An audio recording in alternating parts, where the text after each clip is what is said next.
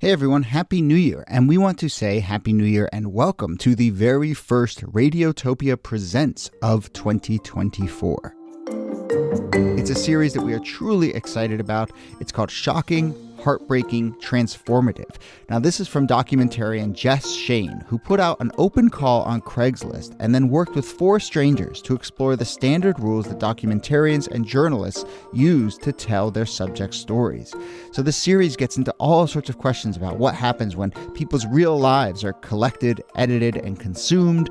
The show pulls back the curtain on what goes on behind the scenes of your favorite nonfiction shows. And then it turns in on itself and some really interesting twists and turns along the way in the making of the show. I've gotten to know Jess a little bit over the making of this show. Every time I chat with her, there's a new wrinkle to this story. It is really incredible. So go check out the new Radiotopia Presents series, Shocking, Heartbreaking, Transformative. It is out now on your favorite podcast platform.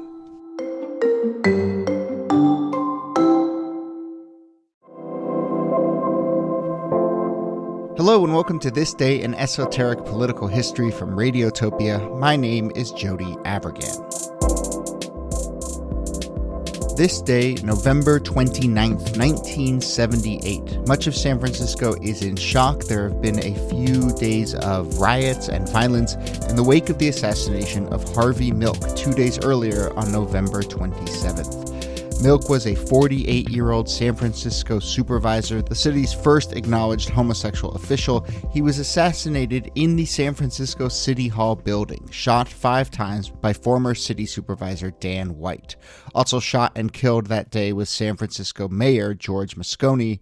So here to talk about it with a little bit of a focus on Harvey Milk and his political work and his legacy and a lot of the other interesting ripple effects from this moment is, as always, Nicole Hemmer of Columbia. Hello, Niki. Hello, Jody. So people, I think, know the Harvey Milk story a little bit, certainly the death. There was a movie not that many years ago about Harvey Milk, and his legacy is seen as one of the most influential gay rights icons and political gay rights icons in the 20th century. But I was wondering if we could actually start a little bit with just painting a sketch of him as a local politician. I mean, what is your sense of what Harvey Milk was as a San Francisco supervisor? You know, by the time he runs for office, he's a fairly liberal politician. He is promoting things like expanded childcare, free transportation, low-rent housing, civilian review boards, the kinds of things that you would expect from a Democratic politician in the 1970s. And notably, not a ton that he's saying on the front of gay rights. Yeah, it's true. I mean, you read about his work, and it looks like he kind of, like a lot of politicians who are working their way up, start incredibly local and then just sort of add layers to their political advocacy. And his identity as a gay person and gay rights issues didn't really come in until that later part of his career. But I think that's, a reminder of probably why he was so beloved, is he cared about his local community. I don't know. I kind of thought of him as like a Jane Jacobs type as I was reading, someone who just really cared about and really believed in communities and shared spaces and improving that. And a lot of the politicians we've talked about, like Paul Wellstone comes to mind, they are icons, and often the circumstances of their death sort of makes them martyrs in a way.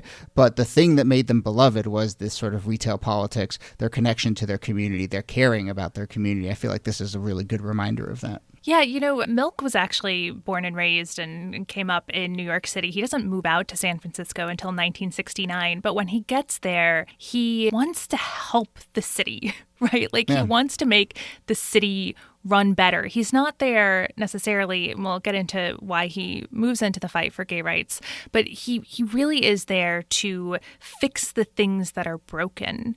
And I think that when you have someone who's deeply invested in that project, especially if you're someone who is suffering from the broken parts of the system, you find a following. Yeah. Politics is always local, but is there anything about this time, the late 70s? I mean, we talk so much about the mid-60s to the mid-70s on this show as a time of national politics. Is there something about the kind of political scene in the late 70s where someone would be really focused in more on the day-to-day of their community? Yeah, I mean, cities across the United States were in crisis. This is the period when New York City itself was going bankrupt, that there were concerns not just about things like crime rates, which had skyrocketed a decade earlier, but really more so about the economic state of cities and how to make them more livable, how to address issues like poverty, like housing, like childcare. Because cities, thanks to white flight, had lost a lot of their tax base. And so there was this question about how do you sort of rebuild them from the ground up. And that's the project that people like Harvey Milk were engaged in. Yeah. Which is not to say that he did not champion gay rights issues, and particularly, as we said, towards the end of his career and his life. And it does seem like in 1978, Proposition 6 is one of the big animating moments in his life. Yeah, Proposition 6 was one of these statewide initiatives that we've talked about before. But in this case, it was aimed at banning gay and lesbian teachers. And this was actually something we'd seen elsewhere in the country as well. In 1977, Anita Bryant in Miami starts Save Our Children, which is this terribly named organization in order to remove employment protection rights for gay men and women in Miami. And so there is this burgeoning national movement to make sure that gay men and women don't have rights. And you see that coming to California in 1978. And it's at that point when there is a real threat to just equal rights for gay people that Harvey Milk really comes forward as the face of gay rights in San Francisco. And this is playing out at a bunch of different levels, including at the very local level where they're earlier in that year, 1978, Milk had been really instrumental in the passage of a homosexual rights ordinance, considered one of the most progressive in the country.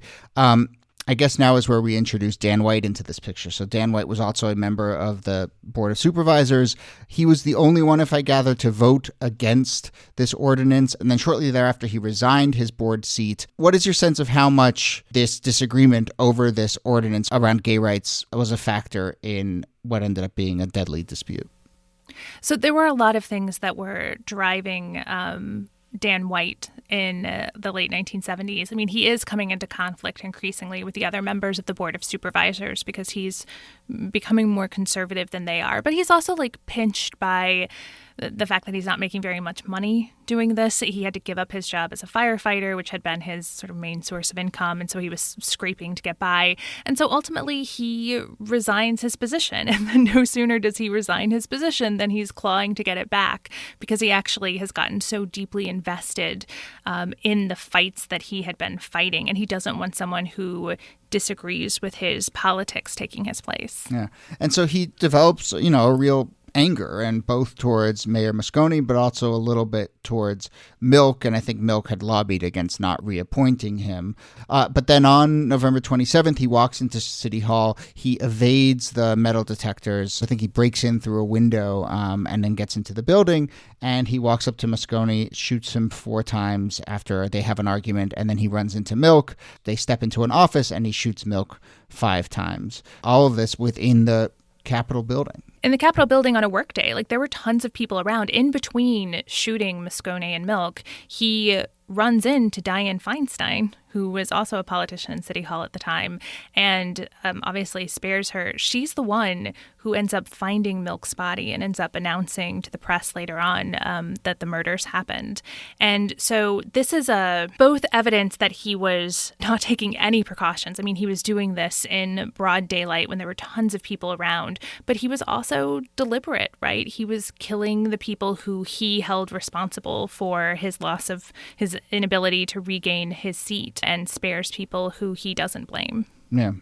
And this might sound naive, or of course, when there's an assassination of a mayor and a local politician, it's going to be a very consequential thing. But it really does seem to just put the entire city of San Francisco into this kind of state of agony. And you read about the moment and the days after, and it just seemed like, I don't know what the way to say it is. It just seemed like a really bad vibe and a bad scene in San Francisco in those days and weeks. It's a shocking thing to have happen. I mean, think about, to move us forward in time, think about when Gabby Giffords was shot, yeah. Her attempted assassination, and how that still sort of is seared in the memory. And as much as it's seared in the national memory, the memory of people in Arizona for whom she was, part of their daily lives in places like Phoenix. It is precisely because they are local people, because they are connected to these communities, that these assassinations, even as they resonate obviously on the national level, on the local level, there's a real sort of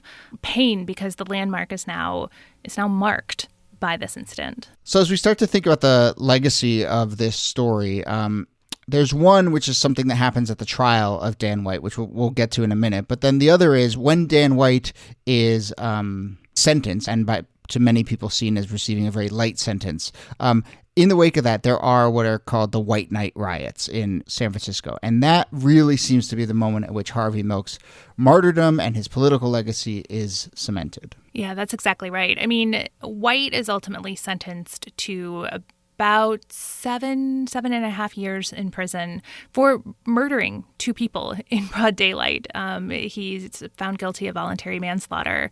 And this sense that he had been able to just kill a gay man in broad daylight and basically more or less get away with it. That was certainly the felt sense of what had happened in San Francisco at the time, led to these protests by the gay community. And those protests, as seems like in the U.S. almost inevitably happens, lead to a kind of police riot.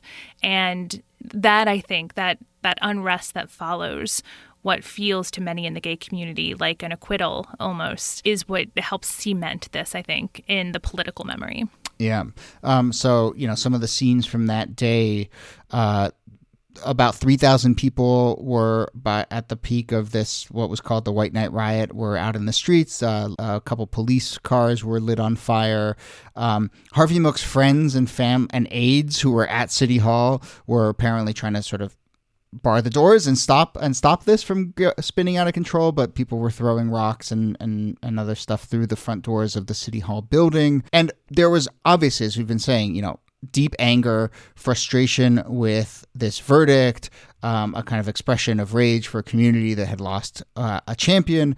There was also a particular thing about the trial, and this is where we'll get to kind of one of the other legacies of this story, but there was a particular thing about the trial that people could not get their head around, which is what came to be quickly known and is still known as the so-called Twinkie Defense. So lay out how that fits into this whole puzzle. Sure. So the Twinkie Defense, as it becomes known in popular lore, is basically that White had eaten a bunch of Twinkies. He wasn't used to having that much junk food. The sugar spikes in his system. And because he's on this sugar high, that was a mitigating circumstance for the murders that he committed. That's not really what the defense argued, but that's how it gets sort of caricatured in the press. Basically, what the press was arguing was he was deeply, deeply depressed. And here was somebody who ate a regular diet and took care of himself. And one of the symptoms of his depression was that he was just eating junk food all the time, that he had completely lost any sort of connection to his former self because of this depression. So it's actually a more common kind of argument that mental illness and mental distress can be a mitigating circumstance when people commit crimes, but it very quickly becomes this caricature in how we understand both these murders, but also all this law around murders. And it feeds into this storyline that criminals are coddled and let go for no reason at all. Yeah. When you read about White and you read about the trial, I mean, he clearly was deeply depressed and troubled, and I think the Twinkie thing, as you were saying, was a description of a symptom of a deep depression more than it was a specific defense. That said, the salience of the Twinkie defense through both at the exact moment and through time has just been really remarkable. But at that moment, I mean, even in reports of the White Night riots, a reporter asked someone who was out in the streets to say, why are you out here? What are you, why are you destroying parts of the city? And they said, well, just tell people that we ate too many Twinkies. This is why we're out here. So I mean, immediately it becomes this touchstone. I'm wondering, though, if you can talk a little bit about kind of what is its place, the Twinkie Defense, in popular lore? How do people talk about it now? I don't really have my head around it. I mean, I think it's a lot like the Do you know that McDonald's lawsuit where the woman spills hot coffee on herself? Course. Yeah. And that's presented as, Americans are so litigious. You have a little hot coffee spilled on you, and all of a sudden you sue for millions of dollars, even though coffee is supposed to be hot. What isn't told in that story, of course, is that it was scalding hot, and the woman got serious second and third degree burns because of the scalding that happens to her. And so it's this way that these arguments that we make about the legal system being too soft and too easy to manipulate, those become the stories that we like to tell, and the underlying facts of the case just get completely stripped away. Yeah, so as we start to wrap up here, I want to come back to Milk himself and his legacy. We talked about how he was focused on local politics, but over the course of his career, he really started to step into his own as a gay rights champion. And there is this famous piece of audio, it's kind of stunning, of him from before his death, but it wasn't released until after his death, in which he talks about his fears of being assassinated because he knew that he was a target. He knew that gay people were targets. And there's also another interview, I think this is the last public on the record interview he gives before he's killed, when he talks about coming out. And he never came out to his mother before she died. And it seems like he wants to encourage others to have the courage and the support to come out to their family and their community in a way that he did not. And so reflecting on how people react when someone comes out, he says, I'm quoting here, he says, "I cannot prevent anyone from getting angry or mad or frustrated. I can only hope that they'll turn that anger and frustration and madness into something positive." He goes on to say, "I hope that gay lawyers and judges and bankers and architects can come out. I hope that every professional gay will say enough, come forward and tell everybody, let the world know. Maybe that will help." So certainly, given the tragedy that follows after that quote rings so much deeper, but I also think it's important to acknowledge his evolution and the power of coming out, especially at that time. That really leaves a legacy of its own. I think it's really important. I mean, he doesn't come out publicly. He doesn't publicly identify as gay until he's 40 years old. And he is coming of age in a moment of both gay liberation, but also at a time when coming out was still this incredible political act because of how little acceptance there was in mainstream straight culture. And so you can sort of see at this moment in his life, like he's beginning to move into that gay liberation frame, but he's also working on this very personal level when it comes to coming out that I think also endears him to a lot of people. Yeah. All right, let's leave it there. Nicole Hemmer, thanks to you as always for doing this. Thank you, Jody. This Day in Esoteric Political History is a proud member of Radiotopia from PRX, a network of listener-supported, artist-owned shows. It is getting towards the end of the year. If you are in a position to support the things you love this year, you can donate directly to this show through our website, thisdaypod.com. That's also where you can get in touch with any questions or comments about the show, or you can email us, thisdaypod@gmail.com. Our researcher and producer is Jacob Feldman. Our producer is Brittany Brown. My name is Jody Avergan. Thanks again for listening, and we'll see you soon. This is to be played only in the event of my death by assassination. I fully realize that a person who stands for what I stand for, an activist, gay activist, becomes the target or the potential target for somebody who is insecure, terrified, afraid, or very disturbed themselves. I have always considered myself part of a movement, part of a candidacy. I wish I had time to explain everything I did. Almost everything was done in the eyes of the gay movement.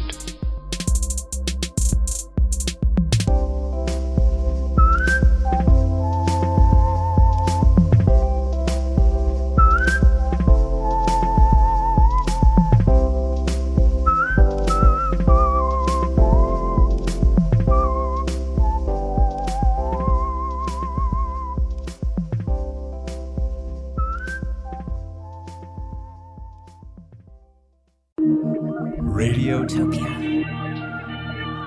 from